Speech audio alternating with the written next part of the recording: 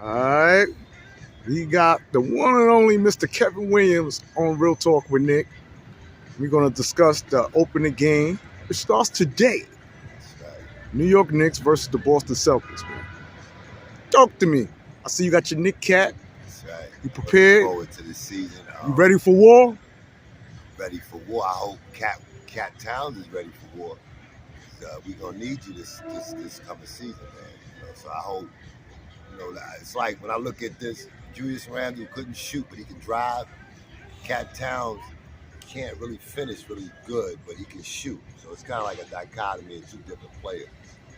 Rebounds better scorer. So it could work, but like I said, it got to come down to the defense. And then you got rid of the flamethrower.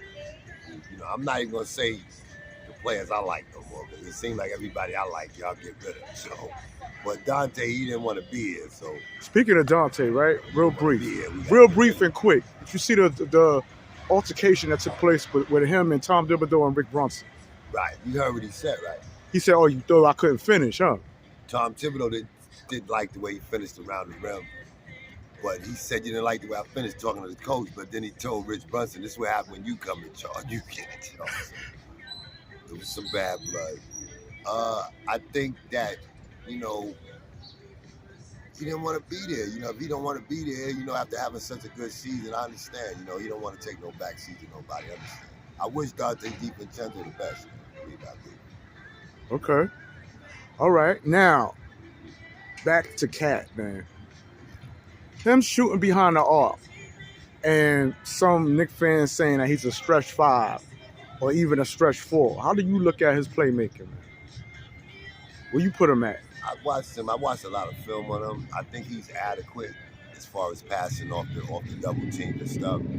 My problem is when the physicality take over, he tends to fade out. Right? He tends to not want to be involved in the activity.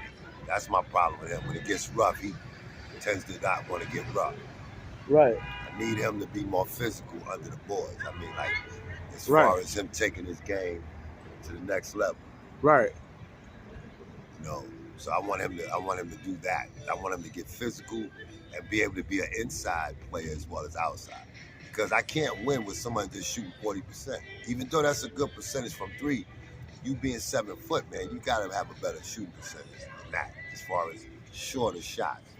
Because in the playoffs, shorter shots are shorter shots. So, and in the playoffs, when the game get physical and his shots are not going in, he doesn't really show up, man. That's my concern with him. So you saying that Cat Williams is not a postseason attendee? He don't show up during the postseason? He went 6 for 20 in Game 7 against Dallas. Okay, and that game got physical. Okay, and Gobert was in foul trouble. And that's another thing. Cat Williams' defense, he gets... Not Cat Williams, now you sound like me. I mean, Cat Towns. Yeah, Cat Towns. Yeah. I make a mistake. I'm old and see now. Okay. Thank you for bringing me back to reality. All right. Cat Towns gets in foul trouble a lot because of his not moving his feet on defense. Okay, so now, let me answer your question. I think that he's a stretch 4 that don't want to be the 5. That's what I think. Because whenever he plays the 5 and the physicality comes up, Cat kind of turns into this moody, I'm not happy type player. So now we're going to have to experience that, during the season. We're going to have the good Cat and the bad Cat. So we got to just be with him regardless of what Cat shows up.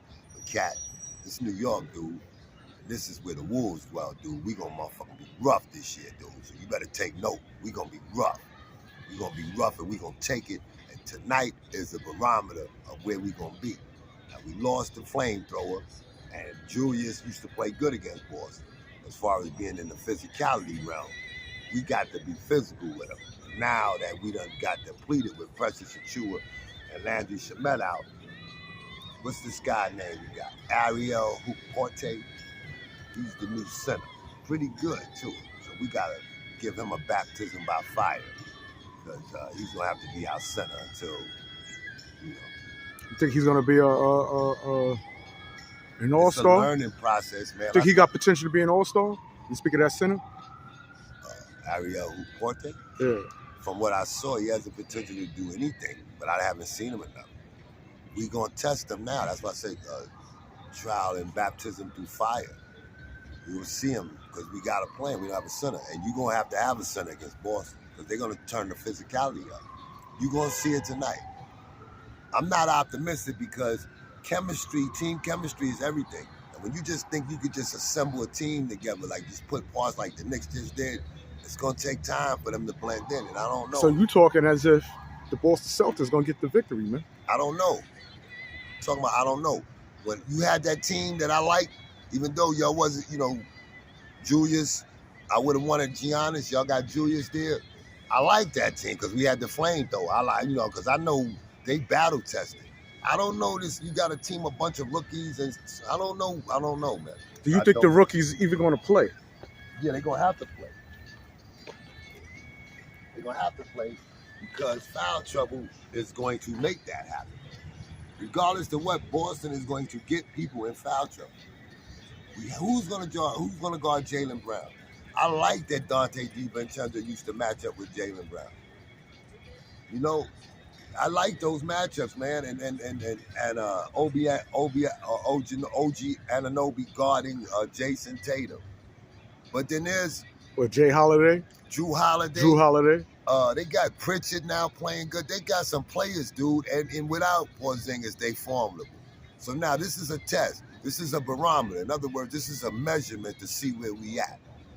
Now you just assembled a team. I don't know the chemistry, but we gonna find out tonight. So we'll see, and then I'll give you the evaluation after the game.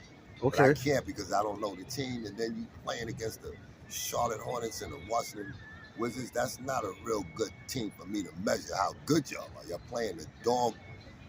They call it the dog shit of the goddamn NBA. Them niggas ain't shit. Y'all playing them niggas. Yeah, and we lost by 1 point. Yeah, so a team that you saying ain't shit, which was the Washington Wizards, man. Right, and we were struggling with them, and that's because of lack of team chemistry. You understand? And then you don't think it have nothing to do with that 0 for 10 when we speaking out of MB, Mikal Bridges? Some feel that. Horrible, now, should we be concerned, man? Yeah, man. So when I'm out here, I don't know, nigga said, "Oh, well, it's just a preseason." Hey, yo, man, when you practice, normally when you practice the shit you do in practice, you're going to do in the game. Normally. So now I don't know how he practicing. From what I'm hearing, Tip don't even practice. They just, no wonder y'all niggas getting hurt. You better do what Pat Riley do, battle test them niggas in practice, man. There's a reason why Pat Riley won championships, man. He used to practice them niggas 2 hours on shoot-around day. So, battle testing. That means we making warriors, man. We ain't making choir boys. That's just my opinion. Don't. Yeah, because Mikal Bridges, what? 2 for 12. Man, he's shooting like 10%, man. Like, I don't care, man. 8 points. You're supposed to shoot better than that, Mikal. I don't know, what happened. I don't know. But I know this much. You shoot like that tonight, we're going to be making some adjustments, Jack. So you better bring your A game. Oh, no, we not. Because it's just the first game. We got to wait till April to complain, man. I'm not, dude, I'm not waiting no April. We got to wait. Too damn late. Wait till April. What the hell you talking about, Nick? Nah, man. Nah, I'm with you. I'm being funny because when I came out and said, like, yo, we have Knicks 50, fans, man. I said, listen, Knicks fans, we got to nip the shit in the bud. Motherfucker ain't playing the way he's supposed to play. People saying, yo, Nick, you jumping the gun, man. You going ham on a preseason game. Somebody said that he told him to go out and shoot. It don't matter. Who the fuck? Hey, yo, listen to me, man. You go out in a game, because I've been there, and you miss 3 threes, your ass gonna be on the bench. If a coach puts you in there to hit threes, you better hit them motherfuckers, dude. You better not go in there going 0 for 10. You go 0 for 2, okay, he's not hitting, get him out of there. That's the kind of coaches I play for. You gotta make 1 out of 2 hit one, because I've been many times, Nick, I shot 2 and missed and hit that third one. Coach looked at me and said, yeah, you lucky, nigga, because I was about to pull your ass. Yeah, But right. Real, it's like that. So you gotta know when to score and how to score. And in this case, you're going to have your hands full with Jaylen Brown, son. So you better be ready because it's hard to be a scorer and guarding another scorer at the same time. Can he guard Jaylen Brown, Mikal Bridges? He can try. I don't think he can. I'm being honest with you. So what's the mismatch? The mismatch is at the center position. We don't have a center, man. Precious Achiuwa's out, man. I mean, like every Landry Shamet is out. Like, like that who, he's not the flame. Oh, they cut him. Shamet. Hurt his shoulder. They didn't cut him. I heard he was cut. Yeah, they cut him now. He can't play. He broke his damn shoulder. You ain't see his shoulder? That shit was separated like in 2 places, man. The Knicks is dirty, man. You hurt him like that, then get rid of him like he ain't nothing, man. That's what I don't like about that. Like, yo, make sure you're hype, man. He playing for y'all. He hurt his shoulder like that, man. Now, I didn't get the chance to interview you and ask you about your thoughts on Patrick Ewing now becoming the ambassador of the New York Knicks, man. How big is that? And do you think that's going to have an impact on future stars coming to New York to play for the Knicks? Ewing's a good dude, man. I wish him the best, man. I think that I'm just happy. I hope that he gets back into coaching. I know that's what he want to do. I hope that leads to that, man. I wish Patrick the best. But were you surprised by the news that Pat came on board, man? Nah, I wasn't. He's a Knick for life, man. Patrick Ewing pitches on. I mean, it wasn't too long ago, man, when they didn't even know who he was. He has to ask for ID. Patrick, that got something to do with them crazy hicks that live out there in Long Island, way out the end of the island somewhere. Because ain't nobody should not know who Patrick Ewing is, dude. For real, that's the truth, man. If you don't know Patrick Ewing and you gonna stop him in his house, because New York Knicks is his house, dude. So that's a problem. I don't even want to talk about that because, man, I'm tired of Dolan, man, and the various things he do. Like I said, I just wish the Knicks win this championship, man. Like the Liberty, like the Yankees, like hopefully the Mets. We got. The Mets is out of it. Yeah, I know, but hopefully the Mets. We made progress. It's a progression, Nick. Like I said, when you develop team chemistry, that's why I wanted this team to stay together because I was really looking at it and how well we was blending in with each other. We was really one for all for one, and that's why we were successful. When you start bringing in new parts, baby parts too. I'm talking about mentally baby parts. Because see, it got to be a reason why Minnesota got rid of your ass and you take them team to the goddamn Western Conference Finals. There's a reason why they got rid of you.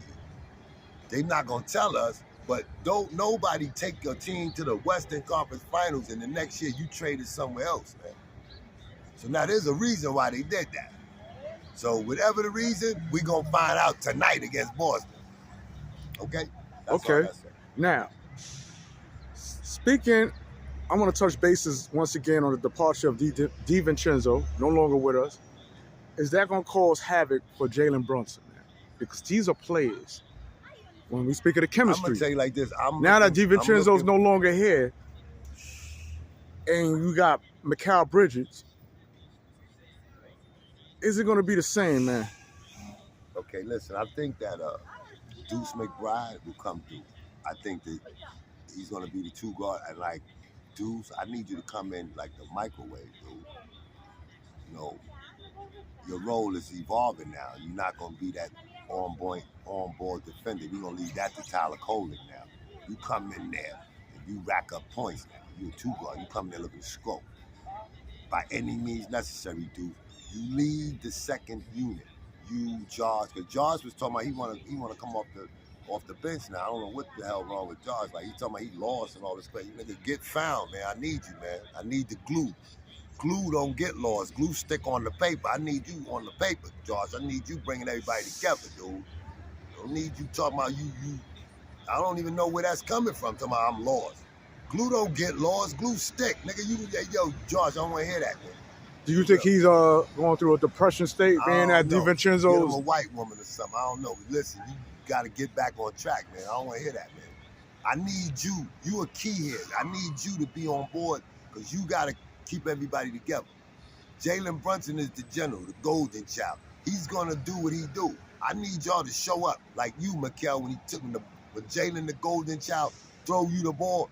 You concentrate on catching it and putting that goddamn ball in that orange cylinder. That's what the hell you better do. That's what we paying you all that money for.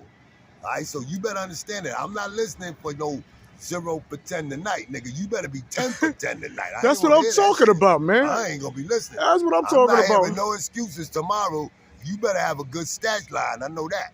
All that money we paying your ass. You serious? 5 picks at that. And that too. Yeah, you gave up Man, 5 nigga, picks. You better make sure you 1, take 2, Jalen Brown 3, to 4, school. 5 fucking picks. Making me look Got bad. me I doing the told you 10 we want crack the commandments, Boston man, Celtics off this bitch, man. every day and 4 times on Sunday, Jack. And you making me look bad by going 0 for 10 against the Sisters of the Poor. That's why I said Knick fans nip shit in the bud, man.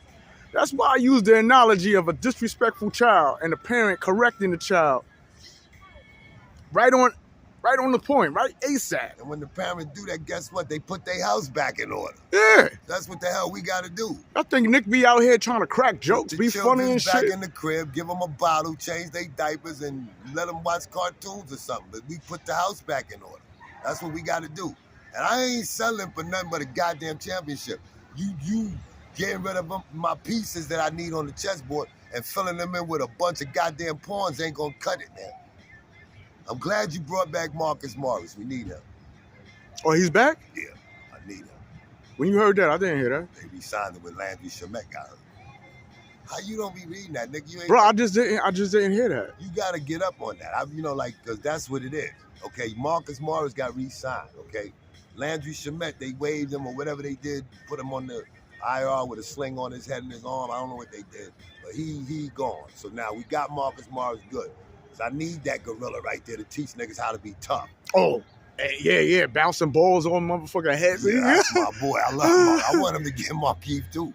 I want the both of them. Cause we got to take this, man. Now what I did hear, give us no goddamn yo. What I did hear in the shadows is the return of Kevin Knox possibility.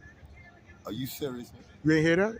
I'm ignoring it. What are you talking about? Yo, listen, let's go.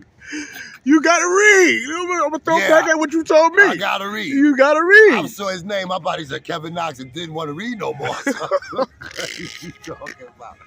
Oh, Okay, shit. I'll look it up. I'm an avid reader. Oh, But no, if I shit. see his name, I'm gonna go past that nigga. Oh, Ain't no way you gonna tell me you gonna get him. Man, get out of here, man. Yo, Leon. You know, like I give you credit, and then you do some shit, like get rid of my man. But I understood he was a disgruntled employee. I understand that. You know, this is a business, and you gotta conduct yourself professionally in the business modules. Now I want to talk about Tyler.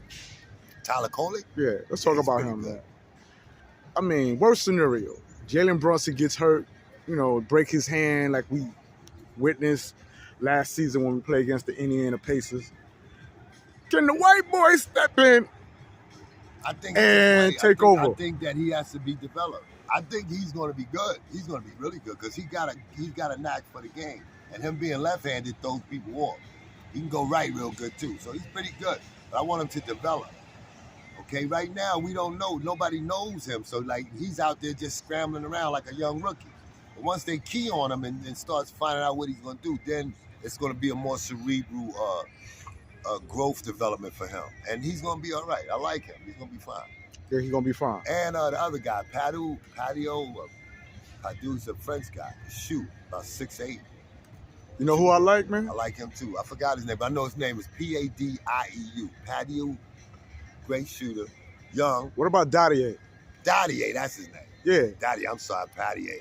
Yeah, Dadier. Dadier's great shooter.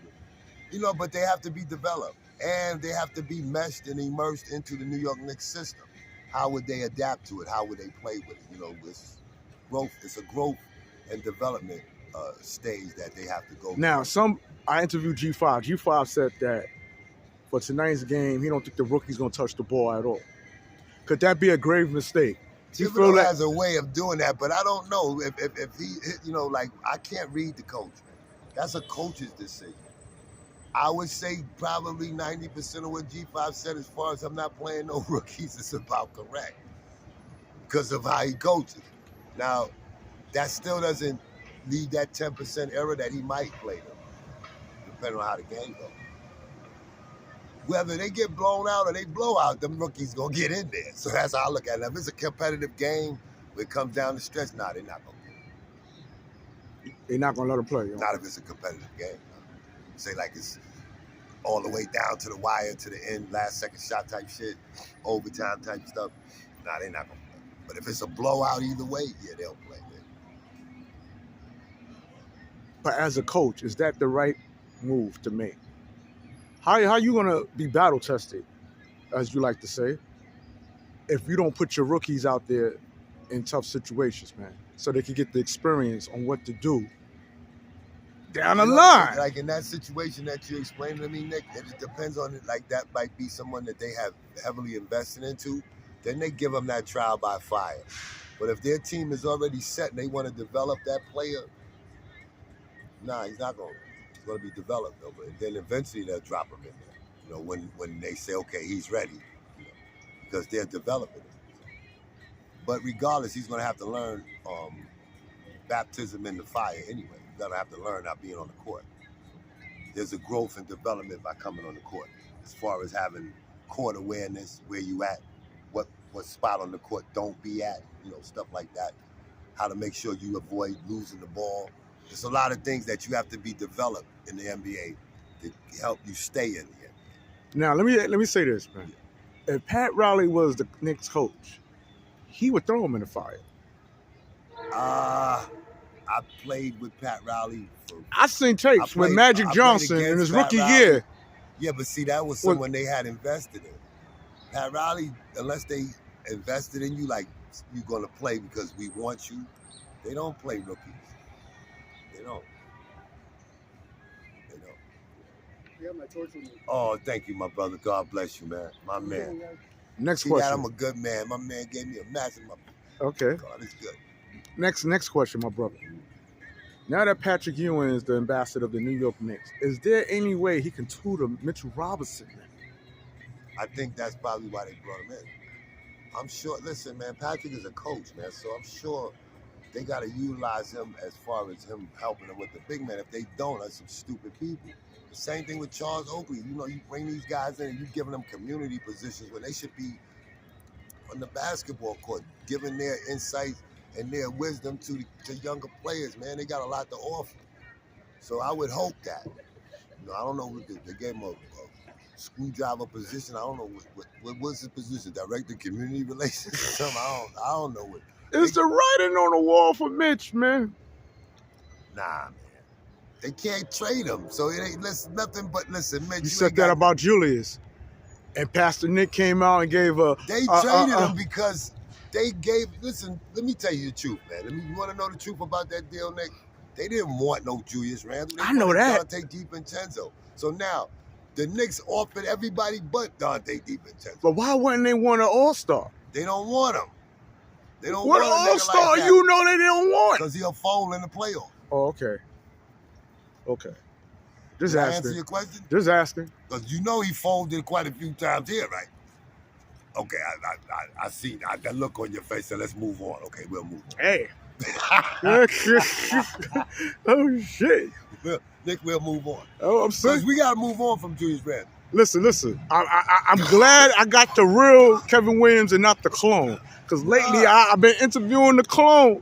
No, I was looking You're at back. It. See, now listen. See, you're back. No, See, just Nick, the Kevin Williams, I know you're back. At it from owners and managers. I thought you had a sip of that coffee. You feel me? I thought you met up with the other guy and took a sip. Smooth. It's better. But no, I'm just saying, I'm looking at it, Nick, and I'm saying we're better with Julius Randle because we're not going to get Giannis Antetokounmpo. He would have took us to the championship, I'm telling you. Now with Cat Towns, I don't know, because he got that little soft little, you know, he's a moist motherfucker. You know, like, you know, I want this nigga to be a killer. He ain't one of them niggas. He smiled too goddamn much. You know, he too fucking happy. You know, and, I don't like that. I want you to have a little, you know, like a bad side. You know, like, nigga, nah, you got to hit him and beat him up for that to come out. You know, and then by then it's too late. I need you to be a killer cat. I don't need a pussy cat. I need a goddamn tiger, son. I need, you know, for real. That's what I need, cat. I need you to kill a nigga every night. Even on the night you ain't feeling good, kill a nigga. You know, I don't care. Kill a nigga. We need a championship here. You know? Damn. You know, Leon Rose, I don't know what the fuck you be drinking. You drinking that Shaolin water. I don't know what the fuck it is. But you better bring us a goddamn center up in this motherfucker. For real. Who would you like to see come, man? What is you doing? Who would I you like to see goddamn Shaq in the middle, but I can't get what I want. Shit, I'm just saying. Look, optimistic. Put Bobo in that bitch. I like to see a nigga. I want a big nigga in there. I mean, like 7'9", 8 feet. I don't care. When we play Oklahoma City and Memphis and them, with these little ass niggas we got, it's gonna be a problem. What do you say to those who say, and this is contrary to what you just made, the statement you just made, that the game's changed, man, when you speak it out of the NBA, and a big man is no longer needed, man? Say that again, man. I gotta hear that. I want. You never heard this before? I heard it. But okay. I heard it. Okay. But I'm like, I know you ain't. Listen. Let me tell you something. If the big man is going, who the fuck gonna rebound the motherfucking New Jersey midgets? We gotta have a big man in there. Guess what? When you drive to the basket and them big niggas close up on your ass and you shovel that pass to that big ass giraffe, who dunks that ball? Don't ever tell me we don't need the big man, dude. The fuck out of here. We need that big man. Okay, all right. So Knicks fan for dummies, right? Yeah, we learned so far that big men are still needed in the NBA. And like bears need to eat salmon and shit in the woods, nigga. What you talking about, man? Cut it out. And 0 for 10 ain't cutting it. Hey, yo, if that nigga go off season, 10 tonight, preseason, regular season, trade his ass for the flamethrowers. Trade him back. I want Dante DiVincenzo here, man. I'm sorry. You know, y'all supposed to not. Should Nick wait 10 games in for Mikal Bridges' game to get hot? If he go 0 for 10 tonight, hey, yo, Mikal. Shall I say, well, listen. You ET looking ass motherfucker, your ass better get 30 tonight. You better phone home or something, motherfucker. I don't know what you better do. But, yo, that shit you did in the preseason, I would suggest you get Dr. Spock, Barack Obama, the Vulcan mind meld that shit out your mind. But you better get 30 tonight. Or now you're gonna be on the get your ass up out of here bandwagon. Son. Now, this is another thing, right? Because I said I want this guy to come to the New York Knicks as a coach, whether he has a Bible with him or not. Right. And that's my beloved Mark Jackson. I love Mark. Okay. Some say that Mark Jackson is not as good as Tom Thibodeau as a coach. Better than Tom Thibodeau. But he don't have enough years on the resume, some say. You know? Let me tell you something, man.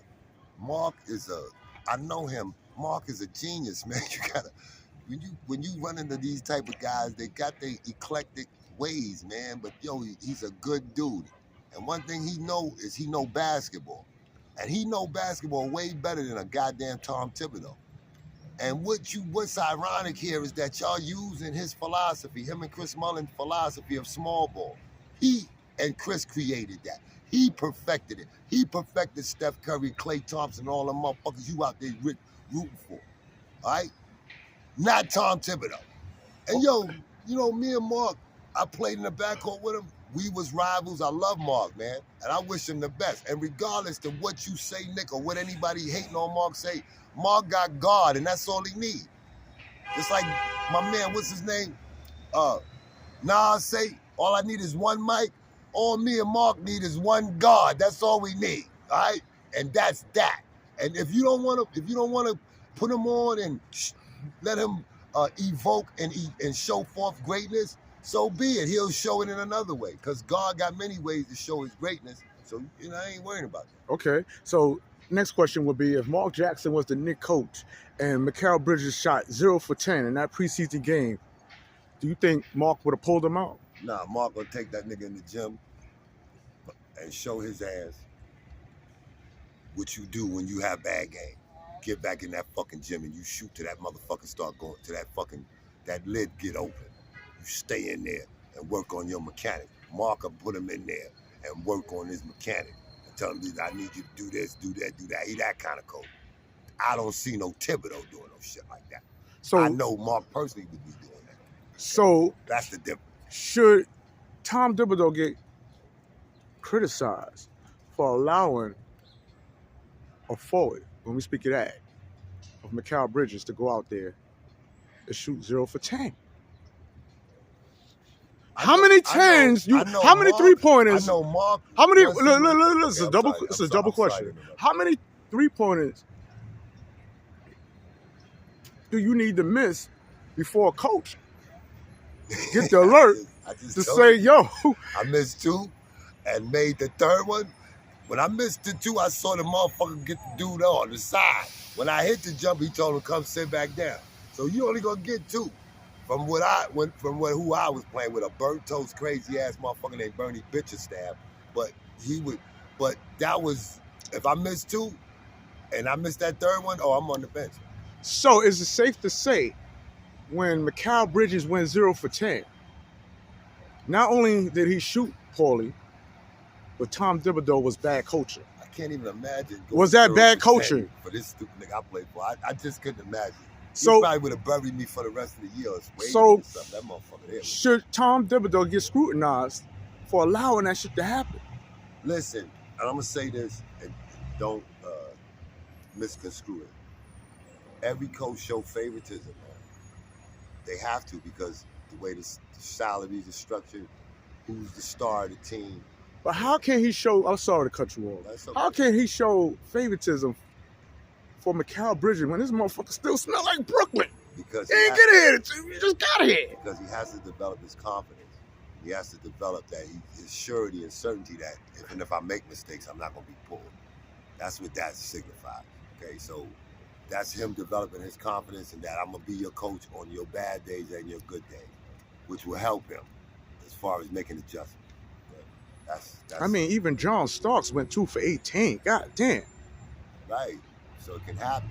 So, but he went 2 for 18 in the goddamn game 6.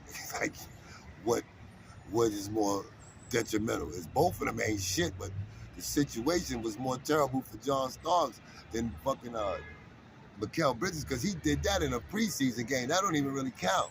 But that 2 for 18 in the championship game, that counts. So tonight, nigga, we up.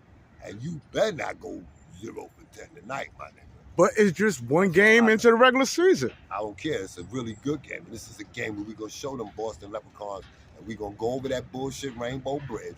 We're going to stomp on that shit all the way to that fucking, which they got the pot of gold on the end of that. Right. And we're going to take our foot and put that shit square up in the goddamn Leprechaun's orifice. It's going to go so far up his orifice, it's going to crooked one of his motherfucking teeth.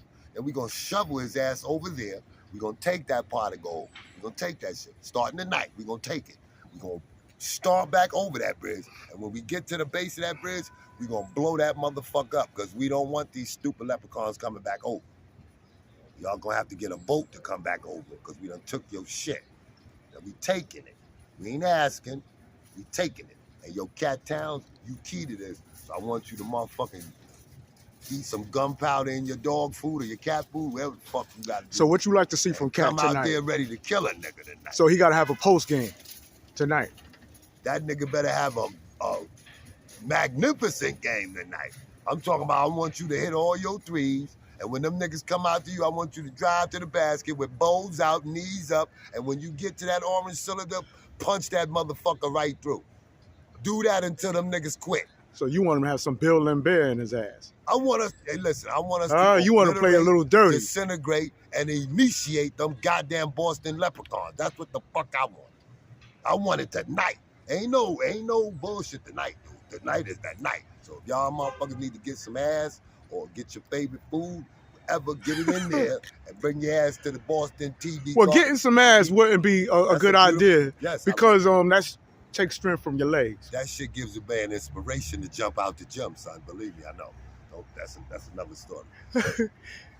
Whatever you got to do to get you ready to go out there and destroy them leprechauns, I suggest you do it, because you only got a couple of more hours to do it before you got to get your job to do what you got to do. And what we need from Jalenbrunson, man. The golden child? Yeah, the golden child, man. You ever see when he be sitting there elevating?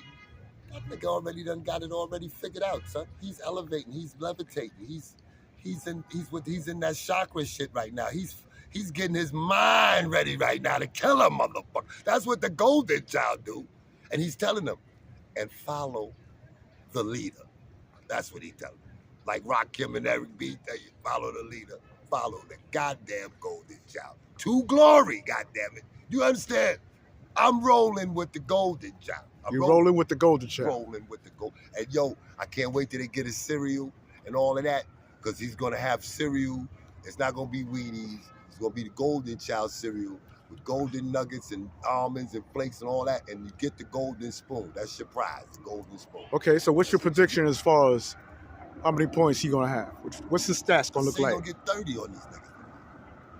Gonna get 30. OG Anunoby gonna play good. How much you think OG I don't know gonna what get? Mikel gonna do. I say OG get about 20, 22. Get what he average. OG gonna play his ass off tonight. So we got him, and I'm looking for Deuce to come off and get a quick 15, 16 off the bench. Speaking of Deuce, man, he's playing a different position than he played last year. You think this is the position for him? I'm just listen. Whatever Thibodeau got for him, I'm just glad he's not gonna burn him out playing defense like that. But I want Deuce to be a scorer, but I want you to pick the times when you're gonna have to impose your will on the defense. You no longer have to pressure the ball no more. But I want you to play them passing lanes, Deuce. Watch plays develop, get out of the passing lane and get back in them and make steals, because he's good at doing that. I want him to perfect it now. That would help him a lot. He gained weight too. Man, Deuce is ready, man. Somebody taking some backseat. Backseat to who? He taking no backseat to nobody. Yeah. Deuce, my boy Deuce can play. I'm sorry about that. No, you good. Talking. Yeah, you good. Start foaming at the mouth like a rabid dog. You good. Listen, man, I was foaming at the mouth when I seen that 0 for 10. I said, what listen, the fuck is going that on? made me concerned, but it was the 2 for 12 too. I was Thank like, you. yo, what the fuck is this nigga doing? You playing against the goddamn Washington Bullets. Go to the basket on them little niggas. You see Jordan Poole shooting the ball. I don't know where he was shooting the ball. You playing against a bunch of retards. You ain't supposed to be going no 2 for 12 and 0 for 10 against the retarded people in the NBA. You supposed to be like Dante coming there and drop 5 threes on a nigga in 7 minutes. Let him know I don't belong in this shit here. You struggling with the bums and shit. Even the rookies came out and just shit. Dottie ate 10 points in You see how 17 they minutes. Playing them rookies, they coming in hungry. But like I said, put them niggas in there against the Boston Leprechauns, man. Now, It's gonna when be a would different we? story. When would you get in Tom Thibodeau's ass if you see what tonight that you don't like? What's certain things? Kind of like, like with me, looking at how he's coaching, I liked what he was doing, letting everybody play. But now tonight, I hope he don't go to that 7-8 shit, because if he do that, I'm going to be mad at him. Because you ain't going to beat them with just playing 7-8 guys. How many guys you think he need to play? He got to play 10 or 9. I say 9 or 10. Even with no Chris Porzingis? Because Chris ain't playing. Chris not playing, but they got Robert Williams in there. No, they don't got Robert Williams. They got another big man in there. They got a few. They go with 2 or 3 big men. One is slow, but they big, and they take up space. So, like I said, Cat should kill them tonight. This is your night to kill them niggas, because ain't no way them slow-footed Vikings gonna be able to stay with you. So, I want you to kill them tonight, man. I want you to get 40 on them. I mean, we gotta make an example out of them. Cat, I need you to kill them niggas. I mean, kill them. You gotta show me something. You come up weak and limping up there tonight, this is what we gonna get in the playoffs. And it's gonna get worse, because Boston gonna make trades and make adjustments. And they trade to win championships. So you better take note of that. And as far as the pick and roll is concerned, between Jalen and Cat. Oh, we gonna tear them up with that. I can't wait to see that. I think that too, when they do that, could be the most lethal 2 tandem in the league doing that. For real, especially the way Cat shoot and the way Jalen finishes. So that's definitely a combination right there. And then to have Mikel as the release, as the shooter, have Deuce as the other release on the other side, or Josh Hart as the penetrator. Listen, we got weapons, man, that we should be able to be formidable against Boston. But Boston is deep, man. Okay, they deep. And these injuries to Precious and Landry Shamet weakens our bench. All right, and that's what it is, man, with the one and only Mr. Kev Williams on Real Talk with Nick. Before you go, let me just say this to Mr. Sheena Whitlow. I love you, baby. Oh, man, you out here blowing kisses, man? Come on, man. You want Cat to be strong and shit, and you out here blowing kisses, man? Yeah, man. I'm blowing kisses for Mr. Sheena Whitlow. She was looking so good this morning. I was about to kiss my TV, man. She was looking so good, man. I'm telling you. All right, and we out. Big.